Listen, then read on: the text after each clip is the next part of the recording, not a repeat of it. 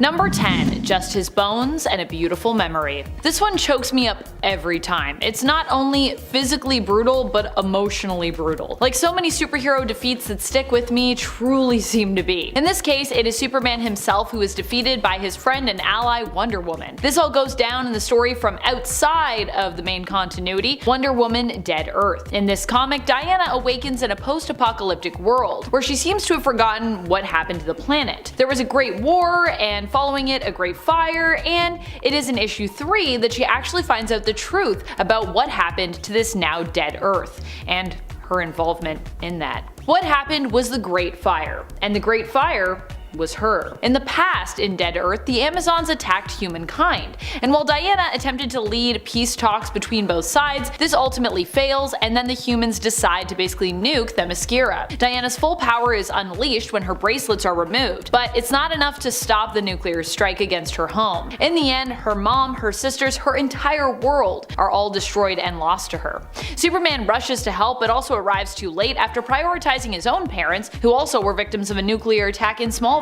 Her power fully unleashed, heartbroken and filled with rage, Wonder Woman takes out her frustrations on Superman. The two fight, and ultimately this untethered and unlimited power that Diana has tapped into proves to be enough for her to destroy Clark after their fight also has obliterated the Earth via collateral damage. And friends, before we move on to our next spot on this list, if you love what we do here at Top 10 Nerd, why not show us you love us by clicking that subscribe button? I know there's a bunch of you that aren't subscribed, so you know, if you want to subscribe, it helps us out. Number 9. The Justice League are dead. Welcome to Dark Crisis. Or really, welcome to Justice League issue number 75, the beginning of Dark Crisis. In this issue, the Justice League goes up against Pariah. Pariah used to be a scientist trying to stop the death of universes, who basically became corrupted when he was cursed to watch worlds end over and over again without being able to do anything to save them. I mean, to be fair, that would, I think, make pretty much anyone corrupted and kinda crazy. Pariah is back, and this time he intends to end the suffering of the multiverse by ending the heroes of the main continuity. He does this because he believes in destroying the main continuity he'll kind of be able to end the cycle of destruction, seeing it as kind of the root of the problem because the heroes from that reality have in essence meddled too much with the state of the multiverse. So he's like, in order for us to save the multiverse, we kinda gotta get rid of you guys. As a result, he seemingly handily defeats the Justice League in one go, blasting them with his own power after making them fight sort of the darkness, which is like an army of evil characters they fought before, but really it's just the darkness, leaving only Black Adam to survive, return to Earth, and tell the tale of what happened. Of course, the Justice League would return because, you know, this is comics, we gotta come back around to it. But still, this issue and their initial fate here was pretty wild. Number 8, and that will be the end of the X-Men forever! What can I say? I'm a sucker for the classics. This one comes to us from the old days of X-Men, the Jack Kirby and Stan Lee days. In issues number 17 and 18 of Uncanny X-Men, Magneto is revealed to be the villain who has infiltrated the X-Mansion, having returned from outer space where we last saw him be transported to by the Beyonder. He has returned to once more resume getting revenge on the X-Men and mankind. It isn't until the end of issue 17 that Magneto is revealed as he greets the parents of Warren Worthington III, aka mutant student Angel's parents, having handily defeated almost all the X-Men one by one after luring them to the mansion. Magneto's plan is to send them up in an air balloon, which is basically like attached to a metal ball that contains them. Fortunately, while initially defeated in issue number 17 and struggling to escape in issue number 18, Iceman ends up getting showcased as the true hero in this issue. Kinda helps save the day here, almost single-handedly defeating Magneto just as the X-Men escape their deadly air balloon fate and return to back him up. Number 7. You Are Not My Father. Probably one of the most emotional fights, especially when we consider that at the time we had a lot of complex emotions about,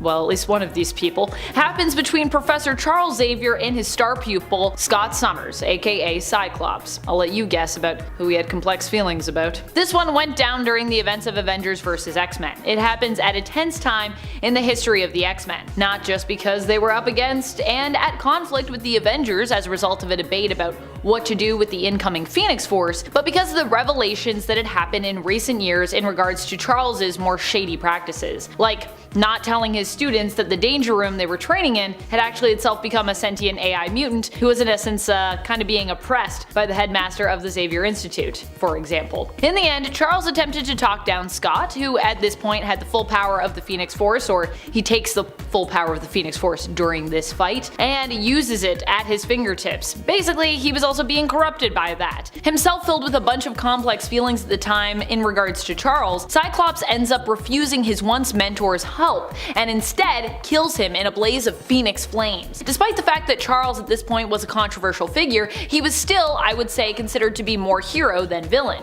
And despite the fact that Cyclops himself is usually known for being a hero, he still defeated a man often also known for his own heroic and idealistic dreams. Number 6. The day the proudest, most noble man ever finally fell. Obviously, I'm kinda trimming down that quote a bit, but it just fits a little bit better in my point. What an iconic defeat. So iconic it not only shook the comic book world, but also the everyday world as well, making headlines. And sure, all in all, this was kind of a publicity stunt to help boost comic sales, but it also became a huge story for comic book fans everywhere to look back on for years to come. While Superman would return, his defeat against Doomsday and ultimate initial death in the comics would be felt the world over. The death of Superman is epic, and I personally always like coming back to it, not just for Clark himself, but for the characters that are a big part of his world. Lois and Jimmy, his parents, John and Martha. Makes me feel so many emotions. Also, why was Jimmy so handsome in the 90s? I ask myself that every time I return to Superman comics in the 90s. I'm like, Jimmy, you're looking real jacked. Number 5. Take heart, Kitty. Oof, this one hits me right in the feels. I go back to what it felt like the first time I read this one, and whoo, it got me. This defeat comes to us from the pages of one of my favorite ever X-books, I believe, the first volume of Marauders, which started back in 2019. I think this is one of my favorite X-books of all time. I mean, I'd have to really think about that and rank those, but pretty sure this is up there if it's not in the top 5. Although, I think it is in the top 5 for me. In issue number 6, we're caught off guard when Sebastian Shaw shows up on a boat where Captain Kate, the leader of the Marauders, has been left alone. Now for those who haven't been keeping up with, the Krakoa era X-Men stuff and what it means for Kitty Pryde, initially she had problems using the gates on the island and basically became the captain of a ship and the leader of the Marauders. Not Sinister's Marauders, not those Marauders. She was reclaiming the name for a heroic group of buccaneers that would basically sail the seas and help to free mutants in countries where they otherwise were not free, helping to bring them to Krakoa. And honestly, the team is also star-studded. Here, Kitty preferred to go by Kate. That is, until she died. Sebastian Shaw shows up to attack Kate with fast-growing Krakoa seeds. Considering she can't use the gates and currently can't phase through Krakoan materials, Kate becomes restrained as a result. Lockheed is netted and tossed overboard, and Kate is left to sink alone, along with the ship she is on, which Sebastian of course blows a hole in. This plot point is made even more devastating by the implication that Kate will not be able to be resurrected, as this plot point is made even more devastating by the implication that Kate will not be able to be resurrected by the Five as a result of her inability to interact with Krakoan gates.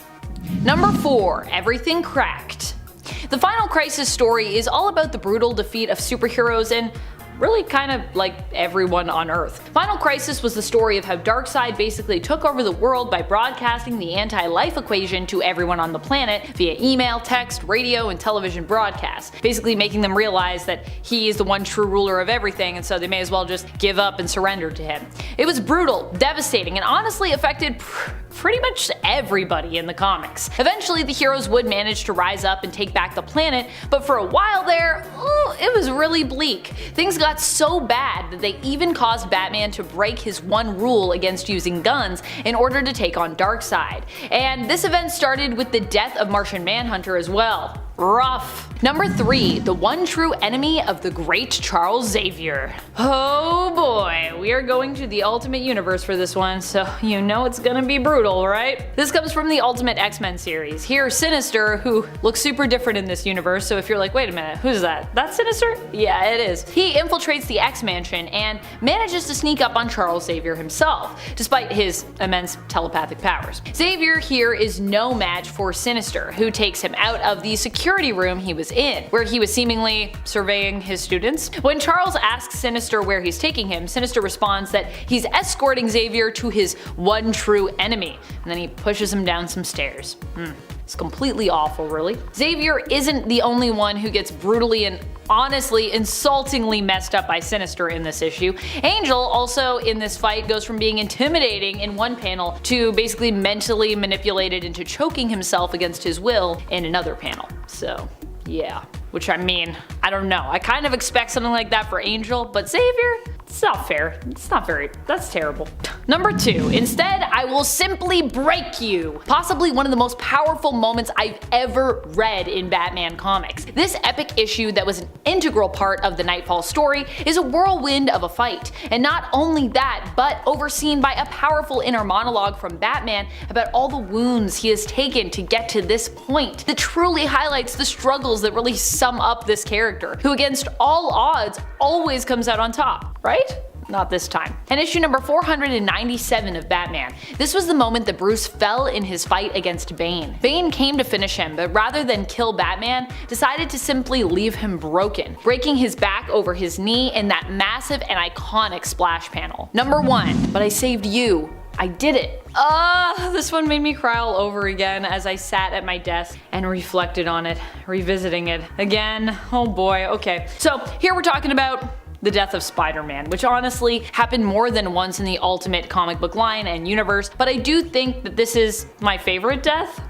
This is Spider-Man's death done right, is what I mean, in my mind. If you have to do it, obviously, because I don't think many of us would really ask for something this heartbreaking to happen, but you know, here we are, it happened, and it's so sad. During Ultimate Spider-Man issue 159 through to issue 160, we see Peter in his final fight. In the final moments of this final fight, unmasked and with nothing really left to lose, he is forced to give it his all to protect the people of New York City, and more specifically, his friends, his family, his loved ones, and the people of his own neighborhood. In the end, despite everything he does in this epic fight, which spans multiple issues, he is defeated by the Green Goblin. And the ultimate version of the Green Goblin is an unstoppable, and as we later find out, immortal tank of a villain. This fight and defeat has it all though. Ups, downs, it's an emotional, action-packed roller coaster. And while Spider-Man does seemingly die, so seemingly does Norman Osborn as well in the end. So while this is a defeat, there's also at least some poetic justice felt in the end too. But goodness, Aunt May, whew, boy do I feel for Aunt May here, oh, it's so awful. Number 10, all of this is prologue. Maybe one of the most powerful losses that I felt in recent history while reading comics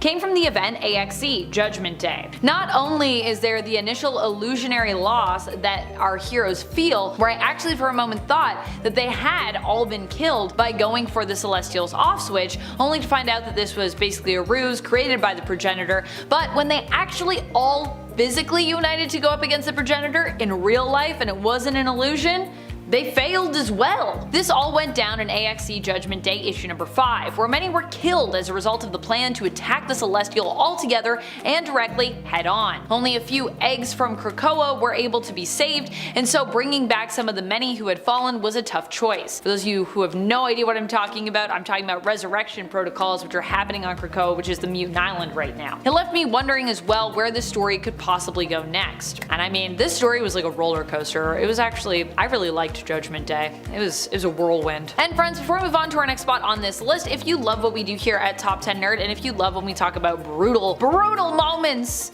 be sure to check out our brutal playlist for even more brutality. Number 9. Delicious. Maybe one of the most gruesome fights to have ever happened involving Spider-Man happens against one of my personal favorite villains, Morlun. And yes, I know, there are many people out there that don't like Morlun, but I do like Morlun. What can I say? I am a sucker for vampires, even if they are weird, multiversal energy vampires that feed on animalistic totemic energy. During the other story, Spider-Man was suffering from a mysterious illness and was weakened. It was during this time that Morlun struck in issue 526 of The Amazing Spider-Man. Not only does he beat Spider-Man to a pulp here, but he also devours one of his eyeballs, plucking it out. Yeah, ouch. And also, if I may add, Ew. I also love that for this point I literally took the quote delicious. Number 8. Be true to yourself. Be the best you are able to. Don't ever give anything but your best. This defeat wasn't a straight up defeat per se, but really a lot of that column A with just a hint of column B. During the Crisis on Infinite Earths event in issue number 7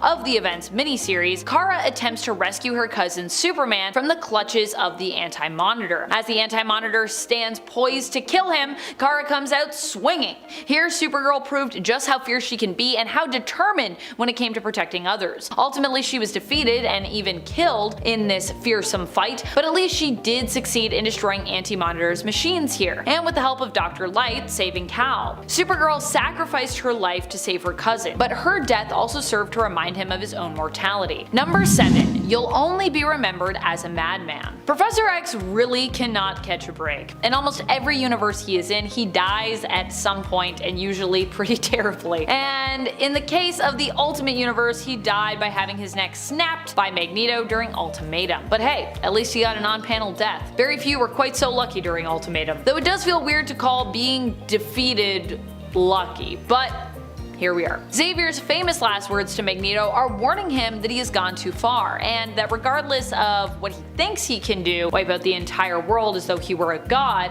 wash the human race from its surface, that he will not win, and in fact will go down in history as another madman. Just another madman. When Xavier compares him to the leader of Germany during World War II, however, the Chancellor of the German Reich, you know who I'm talking about, that causes Magneto to snap, which makes sense given Magneto's history. He snapped Xavier's neck in response, so while Magneto would not ultimately win the greater war here, he would win this battle at least, pretty permanently, because you know, Xavier's dead. Number 6. What a lucky man I was. I think the wild thing here is how little is said or thought in this fight. Well, I mean, there are no thought bubbles. I'm sure people are thinking, but we don't get to know what they are because, you know, this defeat comes from the battle between Superman and Doomsday, but in the animated film, The Death of Superman. So yeah, no thought bubbles here. The fight here between Superman and Doomsday somehow comes across as even more brutal and devastating to me than in the comics. Superman is choked by his own cape at one point, which Doomsday rips in the process, and when Superman is ready to give up, it is Doomsday's direct threat to Lois Lane, who tosses a rock at the brute in the midst of the fight, brave Lois Lane, that inspires Superman to get up one last time. Lois shares that she got Clark's note, and she confesses that she shares his feelings and actually loves him back. Not willing to see the woman he loves die, Superman takes one final swing at Doomsday and manages to break his neck, twisting his head all the way around, killing him. However, this final punch also seals Superman's fate, using his last bit of strength before he too perishes. In the comments on part 1, someone actually talked about how Superman's death here while fighting and defeating Doomsday in any of the versions of this story could be seen as a victory because he did accomplish what he set out to do. And while I agree with that sentiment, because yeah, Superman does defeat Doomsday, Doomsday also robs Metropolis and the world of one of its most powerful heroes during this fight. And so in that way, Superman is kind of also defeated. I mean, he loses his life. So it's kind of like a two-way defeat when you think about it. It's bittersweet, which to me sums up what a brutal defeat is. It's something that is often hard to watch and something that comes with usually a pretty high cost. Number 5. Yeah, I always get up. Man, when it comes to tragic Spider-Man deaths, for a guy that seems to always survive just about anything, we sure have a lot of those. And Into the Spider-Verse, there are multiple Spider-Men and women, Spider-Folks as I like to say. And the reality of Miles Morales, he is Spider-Man, but even in his reality, there was a Peter Parker who was the original Spider-Man. Tragically, almost as soon as Miles gets to know him and he sees that Miles also has spider-like abilities, he's gone, leaving Miles without a mentor until he meets the alternate reality Peter B. Parker. Peter dies while trying to stop Kingpin's plot to open up portals to other dimensions, in the hopes of reviving the family that he lost. After passing on a USB key, or a goober, as it is called by Peter B, to Miles to use it to stop the collider, Kingpin and Prowler confront Spider-Man, and when Peter warns Kingpin that his plan will both destroy the world and ultimately fail in the process, or I mean at least destroy New York here, Kingpin loses his this cool, slamming his fists into an already exhausted Spider-Man's chest, killing him. Number 4. This is going to hurt you a lot more than it does me. Famous words that come from Joker before he brutally attacks Jason Todd with a crowbar. This all went down in the Batman story A Death in the Family. Fans at the time were able to vote on whether or not Jason Todd would live or die. After the brutal attack on his life in issue 427 that ends with an explosion going off which buries Jason's body in rubble, in issue number 428 we'd get our answer to that fateful question. And ultimately it would be established that Jason had, in fact, died. Although much later on we learned this wasn't quite true when he seemingly returned from the dead years later as the antagonistic anti-hero Red Hood. Number 3. You losing your cool, Brucey? This is probably one of the most brutal in terms of the devastation that was physically wrought here. For this point we're talking about Wolverine versus Hulk, but in the Ultimate Universe. And you know it's going to be brutal because it's the Ultimate Universe. Wolverine was tasked with hunting down Hulk for fury, but when he finally does find Hulk, Hulk remarks on how he really doesn't want to be found, also proving that, you know, he doesn't really need to be disturbed because he's actually calm, he's intelligent now, and at that time of no danger really to anyone. At least not in that moment. So long as they don't, of course, goad him into getting angry, of course, which, you guessed it, Wolverine purposefully does here. In response, Hulk and Wolverine begin to fight, and eventually Hulk rips Wolverine in half. And once Wolverine manages to climb a mountain to recover his legs, his lower half of his body, Hulk then threatens to eat one of Logan's legs. Ultimate Universe, why you like this? Fortunately, this pretty brutal defeat of Wolverine is interrupted by She-Hulk, who in this universe is actually Betty Ross. Number 2. What's 17 more years? While "Think, Mark" became one of the most famous and memeable lines from this superhero defeat and animated series, I would say in general, one of the most brutal moments in this fight happens when Omni-Man suggests that he could basically just destroy Mark, literally kill him with his own hands, and, you know, just make another child if he has to. Asking rhetorically, what's 17 more years? For him as a Viltrumite, his lifespan is of course much longer than a human, so to him 17 years is basically nothing, a very short span of time. However, reducing his emotional connection that has been built up with his son over 17 years to something so seemingly meaningless, as though none of it really meant anything, makes the beating that Mark takes here just even more brutal. Granted, in the greater scheme of things, we know it isn't this simple for Omni-Man, who, it is revealed, does love his son and is unable to actually swing the killing blow, probably because of that. So. Number 1. It was a nice piece of work, Kingpin. You shouldn't have signed it. It doesn't get more awful than this defeat right here. This one happened as a greater part of the famous Daredevil story Born Again. In issue number 227 of Daredevil, we are told the story titled appropriately Apocalypse. And indeed, if you are Matt Murdock, it would certainly feel like the apocalypse. Here, Kingpin finds out Daredevil's secret identity and uses it not to simply kill him, but instead to destroy his entire life. First, he comes for his law practice, making it seem as though Matt bribed a witness in a case. But he doesn't stop there. He comes after his finances, his sanity, and even blows up his apartment, and in the process, destroys his costume. However, while DD is left feeling pretty defeated by, you know, that point of the whole thing when his apartment goes boom at the end of this issue, he at least now has a name to pin this all on, seeing it all as the work of none other than Kingpin. So that's a plus, I would say. At least he has like a vendetta now. Keep him going. Number 10. Daredevil vs. Kingpin. Issue 227 of Daredevil, called Apocalypse, is a significant event in the Born Again story. It is considered one of the most devastating defeats that Daredevil has ever faced. In this issue, Kingpin discovers Daredevil's true identity and uses it to basically destroy his entire life. Kingpin's actions here are not limited to just killing Daredevil. He turns it up to like 11. Instead, he decides to take a more sinister and personal route. Kingpin starts by destroying Matt's law practice, making it seem like he bribed a witness. But that's not all. Kingpin goes on to ruin his finances, his sanity, and even blows up Daredevil's apartment, destroying his costume in the process. This defeat is a turning point for Daredevil, and it leaves him feeling helpless and defeated. However, he does realize that he now knows who is responsible for his suffering. It is none other than the powerful Kingpin. Despite his despair, Daredevil's determination and resilience are stronger than ever as a result. He is ready to fight back and finally take down the Kingpin once and for all. Sometimes you gotta lose everything to beat the baddest guy there is. And friends, before we move on to our next spot on this list, if you love what we do here at Top 10 Nerd, why not check out our Brutal Comic Moments playlist. Number 9, Superboy-Prime versus the Darkest Knight. This particular fight scene is quite heart-wrenching, honestly. It takes place in the comic book Dark Knight's Death Metal: The Secret Origins. Although the fight itself is brief, it has significant emotional and character development implications. Superboy-Prime faces off against the Darkest Knight with the hope of defeating him and saving the multiverse. While he doesn't entirely succeed here, he does turn the tides in favor of his fellow heroes. This story provides an excellent redemption arc for Superboy-Prime, who was once a hero but turned into a massive villain due to the heartache of losing his world. During the fight, the Darkest Knight offers to spare Superboy-Prime and even invites him to join his army of Supermen. Superboy-Prime sees a vision of the life he could have in the future,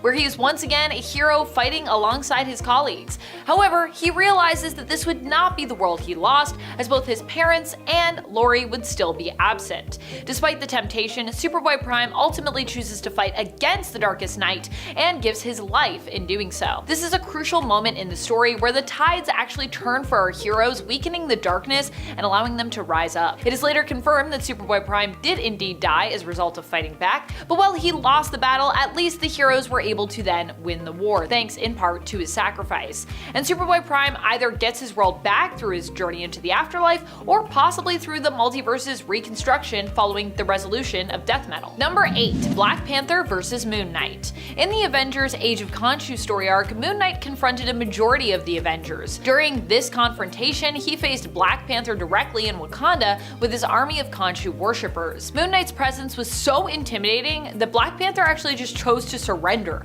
instead of fighting him. It should be noted that this was likely a strategic decision on Black Panther's part. However, the fact remains that Moon Knight managed to get what he wanted, a voluntary surrender from Black Panther without even actually having to come to blows. A whole other kind of brutal, really, when you think about it. Especially when you consider that in the next issue, T'Challa was imprisoned, tormented, and basically forced to submit to the power of Khonshu. Number 7, Batman versus Reverse Flash. This fight was emotionally distressing for numerous reasons, and it represents the exact type of fights I want to highlight on a list like this. In the 2016 comic Batman issue number 21, which is part of the Button story, Batman is compelled to fight against an adversary who completely outclasses him, the Reverse Flash. He is brutally attacked, and even though it appears that Batman is doomed to lose here, we later discovered that he had already kind of won by accepting the fact that a direct fight would result in his defeat. Knowing that his best strategy would be to stall until Barry Allen's The Flash returned, he was able to succeed and save his life despite, well, kinda losing the fight. It was a strategic loss, but he still gets pretty badly beaten. Number 6, Deadpool versus Moon Knight. In issue number 8 of Vengeance of the Moon Knight, Deadpool and Moon Knight face off against each other. Although Deadpool is known for being a brutal vigilante and anti-hero with superior healing abilities, it is Moon Knight who actually emerges victorious here. The fight between the two characters highlights their similarities and their differences, as they both use pretty violent methods and both have their own inner voices to contend with, and are often both misunderstood characters and heroes. However, despite these similarities, Moon Knight manages to make Deadpool admit defeat and surrender by using his sword, with Deadpool finally saying, "Uncle." And you know Deadpool doesn't go down easy, so if he's saying uncle, I'll just let you imagine what happens. They don't really show us, but it's the fact that they don't show us that like traumatizes me. Number 5, Jason Todd versus Joker. This is going to hurt you a lot more than it does me. The famous line spoken by Joker before he brutally attacks Jason Todd with a crowbar. This all went down in the Batman story A Death in the Family. Fans at the time were able to vote on whether or not Jason Todd would actually live or die in this story, and after the brutal attack on his life in issue 427 that ends with an explosion going off which buries his body in rubble, in issue 428 we'd get our answer to that question, and Jason would indeed end up seemingly dead. Number 4, Ghost Rider versus Carnage. During the Absolute Carnage event, Carnage had a field day. He defeated both heroes and villains with seeming ease. Anyone who had ever been in contact with the symbiote in the past was basically a target in this event. Carnage's ultimate goal was to collect all the codices from the spines of those who had ever been bonded to a symbiote. Yeah, you heard that right. from the spines. The list included Alejandra Jones, who was a spirit of vengeance, also known, of course, as Ghost Rider. By the time Carnage arrived at her doorstep, Alejandra had already expended much of her power while defending her village. Unfortunately, Carnage managed to overpower her and take her life. Really sucks because I actually really liked Alejandra. Alejandra was sent to hell, but she was able to return and get her final vengeance on Carnage while also protecting her village. So although she lost her life, at least she gotta protect the village, you know? Number 3, Invincible versus Conquest.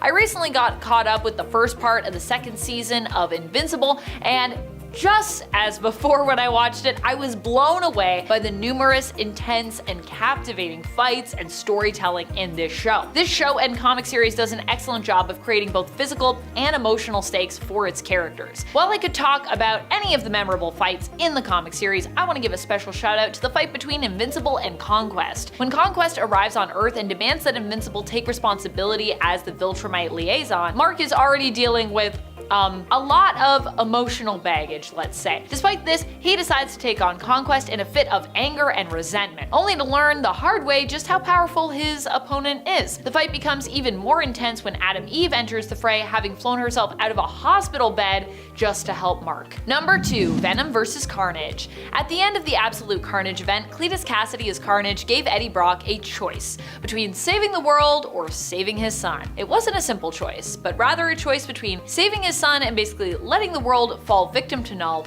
or not saving his son, and well, the world would probably fall victim to Null anyway, but he wouldn't be the one who was more responsible for this happening. In the end, Eddie chose to save Dylan, which ultimately led, of course, to the awakening and return of Null. Although, like I said, it was a tough choice because either way that was probably gonna happen. This was a brutal defeat to read because either way, Eddie would have really lost and Carnage would win, even if Carnage didn't survive. And even still, somehow, Carnage did end up surviving this, because Carnage is still around now. Number 1, Invincible versus Omni-Man. One of the most memorable and memeable lines from this superhero defeat, and the Invincible animated series overall, I would say, is "Think, Mark." However, there is a more brutal line than that said by Omni-Man during this fight. One spoken when he suggests that he could actually kill Mark with his own hands and make another child, asking, "What's 17 more years?" As a Viltrumite, Omni-Man's lifespan is much longer than a human, so 17 years is a brief span of time to him, relatively. This reduces the emotional connection he has built up with his son to something seemingly meaningless. Especially heartbreaking for us who've been watching that bond build, and then you say that, you're like, oh, it's honestly heartbreaking to watch, making the beating that Mark takes even more brutal. Nevertheless, we know that for Omni-Man, who honestly does love his son, it is not that simple. Ultimately, while he wins the fight, he is unable to deliver the killing blow.